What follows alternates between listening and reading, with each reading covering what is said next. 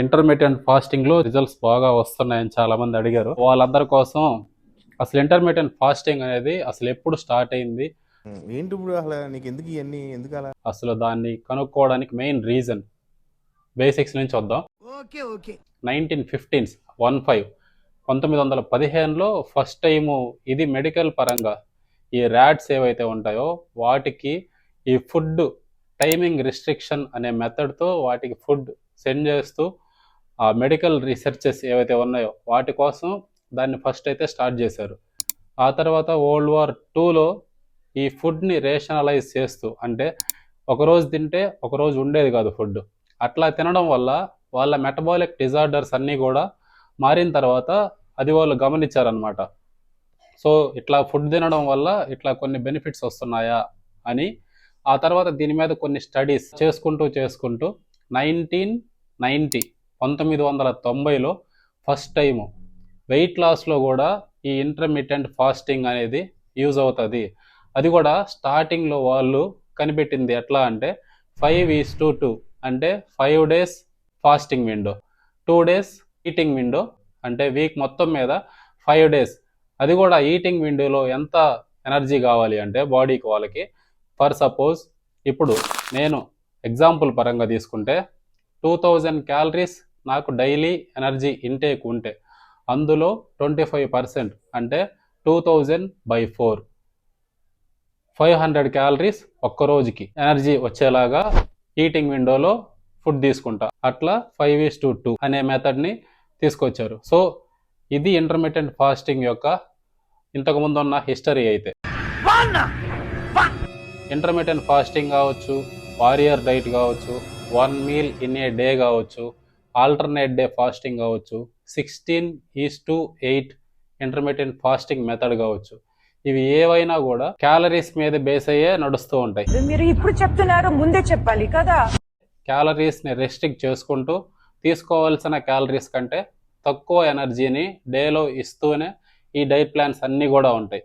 కాకపోతే మన వాళ్ళు ఇంటర్మీడియట్ ఫాస్టింగ్ అనే పేరుతో తినాల్సిన టైంలో తినాల్సిన దానికంటే ఎక్కువ క్యాలరీస్ తినేసి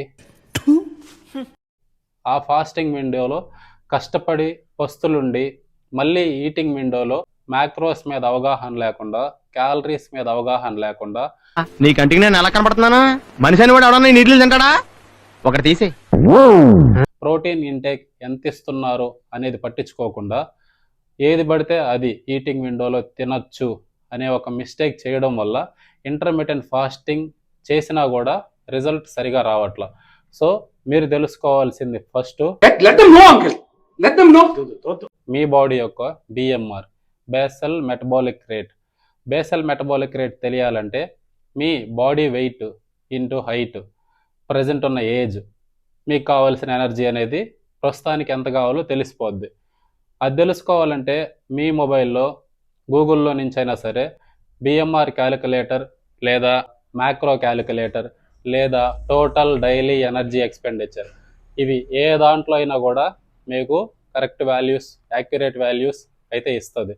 అది తెలుసుకున్న తర్వాత మీకు ఆ వచ్చిన వాల్యూ ఏదైతే ఉందో, ఫర్ సపోజ్ ఒక పర్సన్కి 2500 క్యాలరీస్ అనేది అతనికి కావాల్సిన energy, total daily energy per day వచ్చిందనుకోండి. ఆ 2500 క్యాలరీలని ఇంటర్మీడియట్ ఫాస్టింగ్ మెథడ్లో తీసుకోవాలంటే ఆ ఈటింగ్ విండో ఏదైతే ఉందో ఆ ఈటింగ్ విండోలో 3 meals కానీ 2 meals కానీ తీసుకునేలాగా సెట్ చేసుకొని తీసుకుంటే అప్పుడు ఆల్రెడీ అతనికి BMR plus total daily energy expenditure మీద అవగాహన ఉంది కాబట్టి తీసుకునే క్యాలరీస్లో కొద్దిగా రెస్ట్రిక్ట్ చేసుకొని వెయిట్ లాస్ అయ్యేదానికి హెల్ప్ అవుతుంది. మీకు బిఎంఆర్ కానీ టోటల్ డైలీ ఎనర్జీ గురించి తెలియకుండా, మ్యాక్రోస్ అవగాహన లేకుండా ఏం తింటున్నారో అనే దాని మీద మీకు అసలు తెలియకుండా కానీ తింటే రిజల్ట్ అయితే రాదు. సో నెక్స్ట్ దీనికి continuation video BMR plus total daily energy expenditure ఎలా క్యాలిక్యులేట్ చేసుకోవాలి అనే ఈజీ మెథడ్స్ని నెక్స్ట్ వీడియోలో చెప్తాను.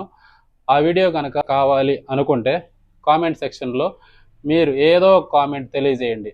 అంటే మీకు కావాలి ఈ టోటల్ డైలీ ఎనర్జీ ఎక్స్పెండిచర్ అనే వీడియో కావాలి అనేది TDEE అనైనా సరే కామెంట్ సెక్షన్లో రాయండి. ఆ వచ్చైన ఇంట్రెస్ట్ని బట్టి నెక్స్ట్ వీడియో అనేది నేను ఖచ్చితంగా అప్లోడ్ చేస్తాను. ఆల్రెడీ కొన్ని నెక్స్ట్ వీడియోస్ సీక్వల్స్ చేయాల్సినవి కొన్ని ఉన్నాయి. అవి నెక్స్ట్ జిమ్కి వెళ్ళగానే ఖచ్చితంగా సీక్వల్స్ అయితే వాటికి ఫినిష్ అయితే చేసేస్తా. సో అది సంగతి.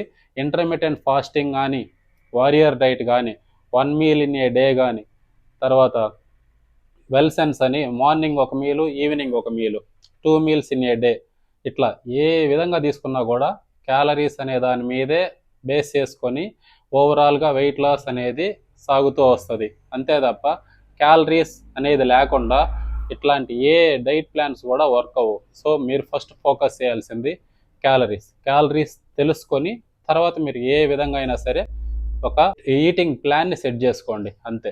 ఇంటర్మీడియట్ డైట్ అనేది ఏంటంటే జస్ట్ అదొక ఈటింగ్ మెథడ్ అంతే. పర్టికులర్గా ఒక టైం సెట్ చేసుకొని తినడం వల్ల మీకేమొస్తుందంటే ఆ టైమింగ్ మీద డిసిప్లిన్ అనేది వస్తుంది. సో ఈటింగ్ విండోలో ఉన్నంతసేపు మాత్రమే తినాలి కాబట్టి ఆ రిమైనింగ్ టైంలో ఒకవేళ మీకు అన్వాంటెడ్ మీల్స్ అంటే ఫంక్షన్స్ కానీ, ఫ్రెండ్స్ కానీ ఏదో ఒక రీజన్ వల్ల మీ దాకా ఫుడ్ వస్తే మీకు ఆల్రెడీ ఒక రిస్ట్రిక్టెడ్ టైం జోన్లో మీరు ఉన్నారు కాబట్టి ఫుడ్ తీసుకోకుండా ఉండడానికి అది హెల్ప్ అవుతుంది. అంతే తప్ప ఓన్లీ ఇంటర్మీడియట్ వెయిట్ లాస్ అనేది సస్టైనబుల్గా అయితే ఎక్కువ రోజులు ఉండవు.